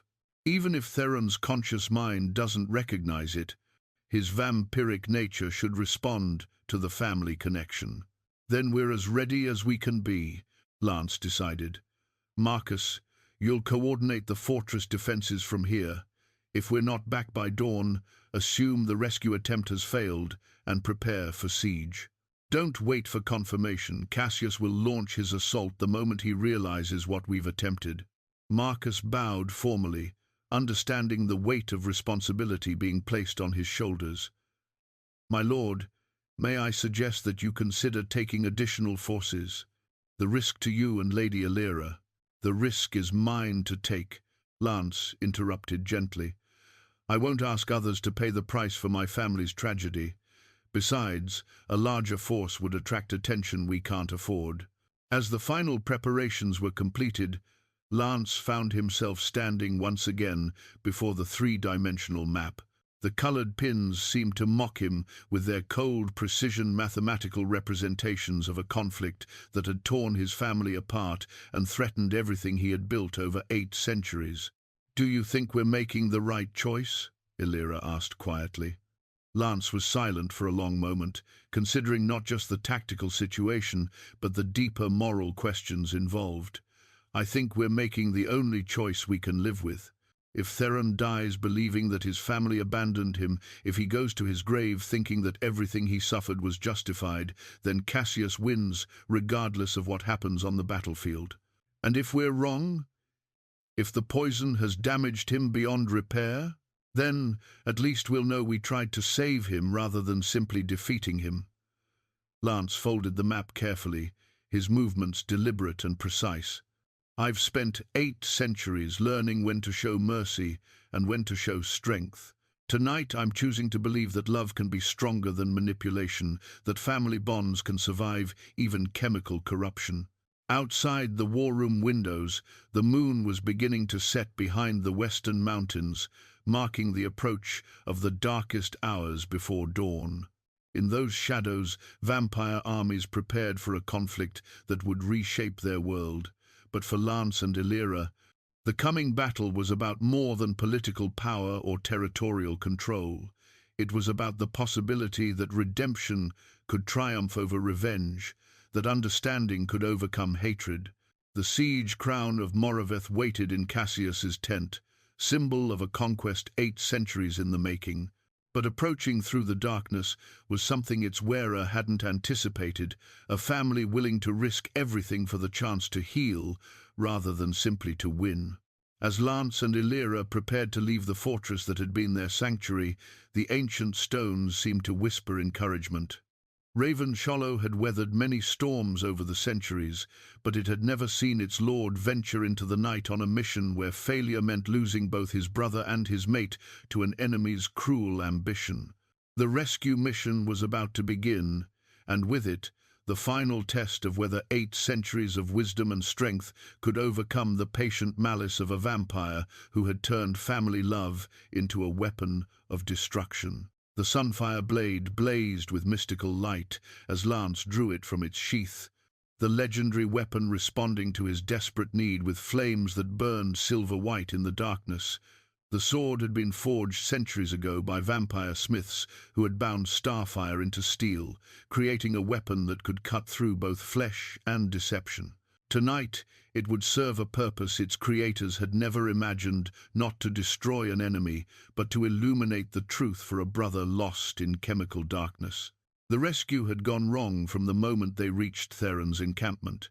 Instead of finding his brother confined and vulnerable, Lance had discovered him leading a war council, his eyes blazing with artificial fury as he planned the destruction of House Draculesti. The poison's influence was stronger than anyone had anticipated, and Theron's handlers had clearly increased his dosage in preparation for the final assault. "You came," Theron said, his voice carrying a mixture of satisfaction and contempt that cut through Lance like a physical blow. "I wondered if you would have the courage to face me after what you did." The two brothers stood 20 feet apart in the center of the war tent, surrounded by Moraveth warriors who watched with eager anticipation. This was the confrontation their lord Cassius had been orchestrating for months, the moment when the Draculesti bloodline would finally destroy itself through fraternal violence. "Theron, listen to me," Lance said, keeping the sunfire blade lowered despite every instinct screaming at him to prepare for combat. "You're not thinking clearly. You've been poisoned, manipulated." "Manipulated?" Theron's laugh was harsh and bitter. "The only manipulation I see is yours, brother. Centuries of keeping me in your shadow, of treating me like a child incapable of real responsibility. And when I finally found the courage to claim what was rightfully mine, you cast me out like a common criminal." The words stung because they contained fragments of legitimate grievances that the poison had twisted into overwhelming obsessions. Lance could see echoes of the brother he knew beneath the chemical corruption, which made this confrontation even more heartbreaking. "You attacked Illyra," Lance said, his voice carefully controlled despite the rage building within him. You put your hands on an innocent woman who never showed you anything but kindness. Tell me you remember that much." For just a moment, Theron's expression flickered with uncertainty. The memory seemed to penetrate the poison's influence, bringing a flash of confusion and horror to his eyes. But then his handler's conditioning reasserted itself, and the moment of clarity vanished. "I remember being tired of watching you lavish attention on a former human while ignoring the needs of your own blood," Theron snarled. "I remember being rejected and humiliated when I simply tried to claim my rightful place in our family hierarchy." Lance raised the sunfire blade slightly, its flames casting dancing shadows across the tent walls. "Look at the sword, Theron. Do you remember this weapon? Do you remember the day Father passed it to me, and the promise I made to use it only to protect our family?" The mystical flames seemed to have an effect that Lance hadn't expected. Theron actually flinched away from their light, raising his hands as if the illumination caused him physical pain. Around the tent, the Moraveth warriors shifted nervously, clearly unprepared for whatever was happening between the brothers. "The light burns," Theron whispered, his voice changing subtly. For a moment, he sounded like the confused young vampire Lance remembered from centuries past. "Why does it burn, Lance? It never used to burn." "Because the poison in your system reacts to pure magical energy," came a new voice from the tent's entrance. Dr. Voss stepped into the circle of light, her medical bag in one hand and a crossbow loaded with a dart in the other. "The sanguis mentis creates an aversion to anything that might break its chemical hold on your mind." The revelation sent shockwaves through the assembled warriors. Several of them drew weapons, but before anyone could act, the tent erupted into chaos as Lance's infiltration team struck simultaneously from 3 different directions. Captain Blackwood burst through the rear wall of the tent, her blade finding the throat of the nearest Moraveth warrior before he could raise an alarm. 2 more members of the rescue team came through the sides, their movements coordinated with the precision that Lance's forces were famous for. In the space of heartbeats, the odds had shifted dramatically, but Lance's attention remained focused entirely on his brother, who was backing away from the sunfire blade's illumination with increasing desperation. The mystical flames were clearly causing him genuine distress, confirming Dr. Voss's theory about the poison's interaction with pure magical energy. "Theron, I need you to trust me," Lance said, advancing slowly with the blade held before him like a beacon. "The pain you're feeling, that's the poison fighting against your true nature. Let the light reach you. Let it burn away the lies that have been planted in your mind." "No!" Theron drew his own weapon, a curved blade that had been a gift from Lance decades ago. "I won't let you manipulate me again. I won't go back to being your shadow." The sight of his brother wielding a weapon Lance had given him in friendship was almost too much to bear. But as Theron raised the blade to attack, Lance saw something that gave him hope. His brother's hands were shaking, and tears were streaming down his face. "Fight it, Theron," Lance urged, continuing to advance despite the very real threat his brother posed. "I know you're still in there. I know the poison hasn't destroyed everything you are." The confrontation reached its crescendo as Theron lunged forward with a cry of anguish that seemed to come from the depths of his tortured soul. Lance had a split second to decide whether to defend himself or trust in the bond that had connected them for 5 centuries. He chose trust, allowing Theron's blade to slip past his guard while bringing the sunfire blade's flames close enough to bathe his brother in pure, cleansing light. The crown of united houses began to take shape from the molten remains of Cassius's siege crown as Illyra worked her healing magic on the fallen vampire lord. The ancient artifact had been shattered when Lance's blade finally found its target, but rather than let the symbol of conquest be destroyed, Illyra was transforming it into something entirely different, a crown that would represent unity, forged from the ashes of betrayal and manipulation. Theron knelt beside his brother in the ruins of the war tent, his mind finally clear for the first time in months. The sunfire blade's purifying flames had burned away the last traces of sanguis mentis from his system, leaving him with the horrible clarity of understanding exactly what he had been made to do. The physical wounds from their brief battle were already healing, but the emotional scars would take much longer to fade. "I remember everything," Theron whispered, his voice breaking with the weight of his recovered memories. "Every word I spoke against you. Every plan I made to destroy our house. I remember it all. And I remember believing every moment of it was justified." Lance placed a hand on his brother's shoulder, feeling the familiar warmth of their restored blood bond flowing between them. "The blame lies with Cassius, not with you. You were as much his victim as anyone else he harmed." Around them, the combined forces of House Draculesti and their unexpected allies worked to secure the battlefield. Word of Cassius's defeat and the revelation of his mind-control conspiracy had spread rapidly through the vampire forces, causing a cascade of defections that had turned the tide of the entire conflict. Warriors who had believed they were fighting for justice now understood they had been pawns in a game of pure ambition. Captain Blackwood approached with a report that would have seemed impossible just hours earlier. "My lord, the commanders of 3 Moraveth divisions have requested permission to formally surrender their forces to House Draculesti. They claim they were deceived about the nature of this conflict and wish to make amends." "Grant their request," Lance said, rising to his full height with the authority of 8 centuries flowing through his voice, "but make it clear that amnesty comes with conditions. Any warrior who participated in this deception will serve a period of rehabilitation before being considered for reinstatement to their former positions." The political ramifications of victory were complex, but Lance's primary concern remained focused on his brother's recovery. Dr. Voss had confirmed that the worst effects of the poison were indeed fading, but the psychological damage would require careful attention. Theron's sense of identity had been systematically corrupted over months of chemical manipulation, and rebuilding his confidence in his own thoughts and feelings would take time.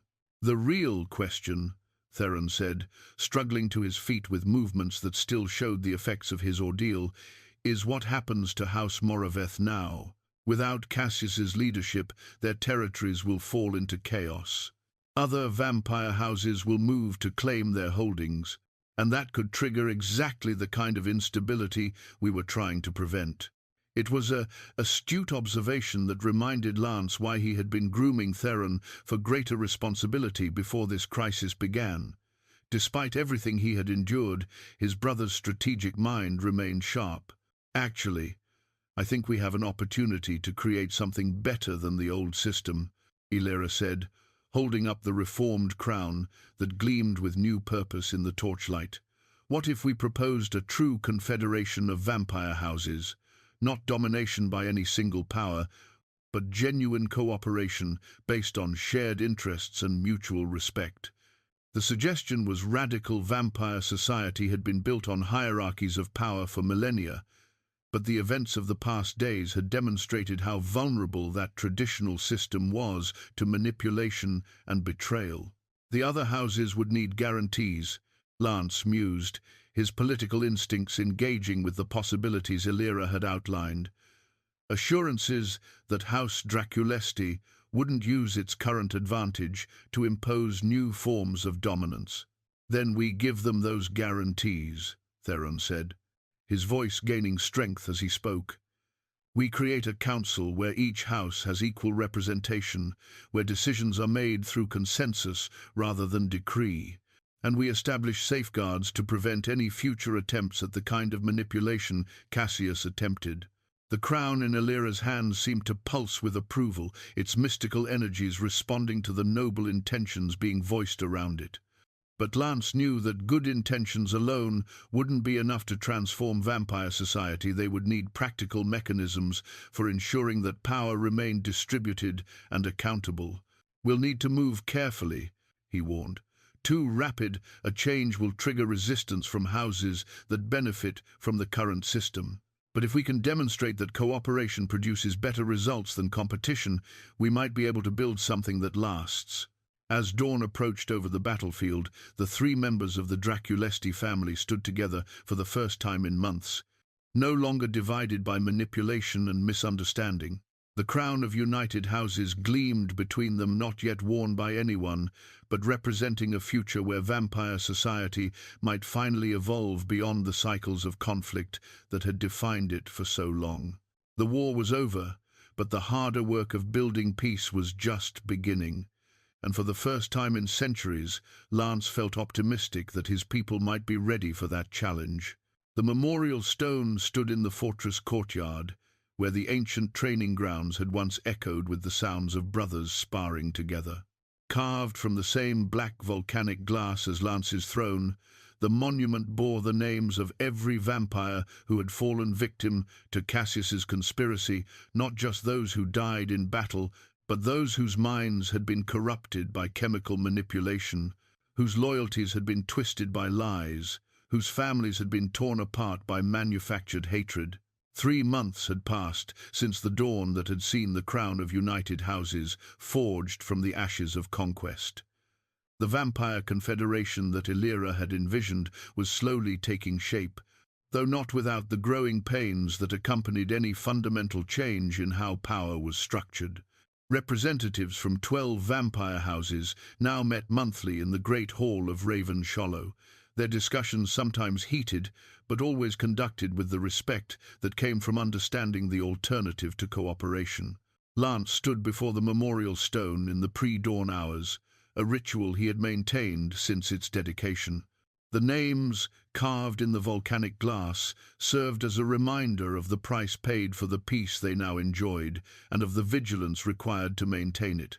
Cassius's conspiracy had been more far-reaching than anyone had initially understood. Tendrils of corruption that had reached into houses across the vampire world, requiring careful investigation and patient healing. "You're here early," Illyra observed, joining him in the courtyard with the quiet grace that had first captivated him centuries ago.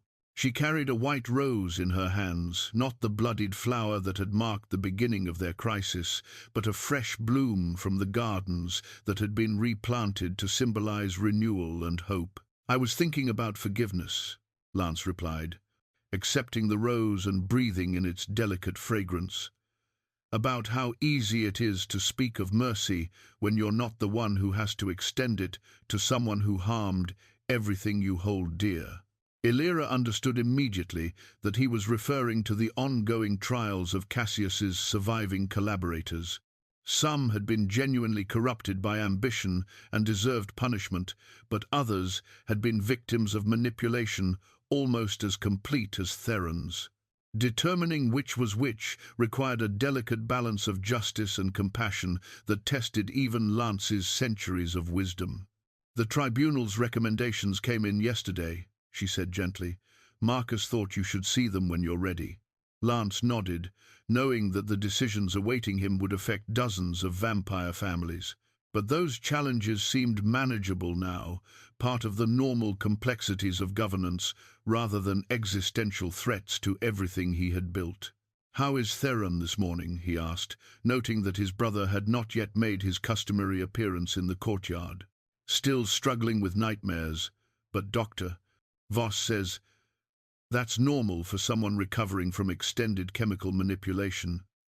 He's determined to take part in today's Confederation meeting, despite my suggestion that he might need more time to heal." Lance smiled slightly, recognizing the stubborn determination that had always been part of his brother's character. The Theron, who was emerging from his ordeal, was different from the vampire Lance had known before, scarred by his experiences, but also strengthened by his understanding of how precious free will truly was. His insights into the psychological effects of manipulation had already proved invaluable in helping other victims of Cassius's conspiracy. Let him participate, Lance decided. He needs to feel useful, to know that his suffering serves a purpose in building something better.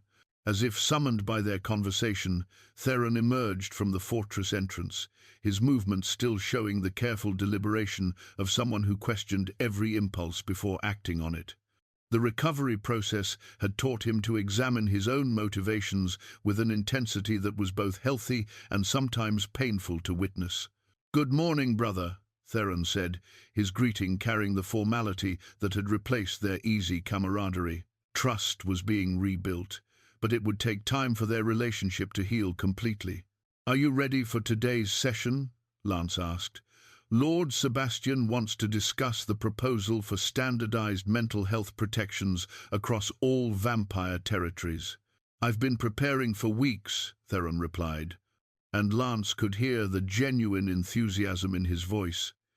"If we can prevent other families from experiencing what we went through, then perhaps some good will have come from this nightmare."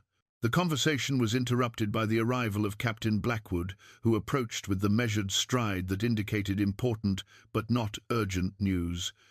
"My lord," the morning reports, "the Confederation's first joint patrol completed its circuit without incident, and 3 more houses have submitted applications to join our alliance." "Any problems with the transition of former Moraveth territories to Confederation oversight?" Elira asked. "Minor disputes about resource allocation, but nothing that can't be resolved through the mediation protocols we established." The local population seemed genuinely relieved to have stable governance again. Lance felt a deep satisfaction at this news. The integration of Cassius's former holdings into the Confederation structure had been one of their greatest challenges, requiring delicate negotiations to ensure that no single house gained disproportionate advantage from the territorial redistribution. As the morning sun began to touch the peaks of the surrounding mountains, the courtyard gradually filled with the routine bustle of fortress life. Vampires who had once lived in fear of political upheaval now went about their duties with the confidence that came from knowing their leaders were united in purpose rather than divided by ambition. "I want to visit the gardens before the Confederation session begins," Elira said, her healing instincts always drawing her to the places where life flourished most vibrantly. "We'll join you," Lance decided, gesturing for Theron to accompany them. The gardens had been replanted entirely after the attack, transformed from a place of trauma into a sanctuary of peace and renewal. As they walked together through the carefully tended paths where night-blooming flowers perfumed the air with hope, Lance reflected on how completely their world had been transformed. The obsidian throne still stood in the great hall, but its significance had changed, no longer a symbol of absolute authority, but a reminder of the responsibility that came with power and the wisdom required to use it justly. The memorial stone would stand forever as a testament to the cost of hatred and the value of forgiveness. But around it, new life was already growing, vampire families healing from old wounds, political structures evolving toward greater fairness, and a future that promised cooperation rather than conquest. The dawn that had once brought despair now brought hope, and in the gardens of Raven Shollow, 3 souls who had been tested by darkness found themselves grateful for the light they had discovered in each other. The ancient fortress had weathered its greatest storm and emerged not just intact, but transformed into something better than it had ever been before. In the distance, the mountains stood eternal and unchanging, but the vampire society nestled within their protective embrace was learning at last to choose love over fear, understanding over suspicion, and unity over the divisions that had defined them for far too long.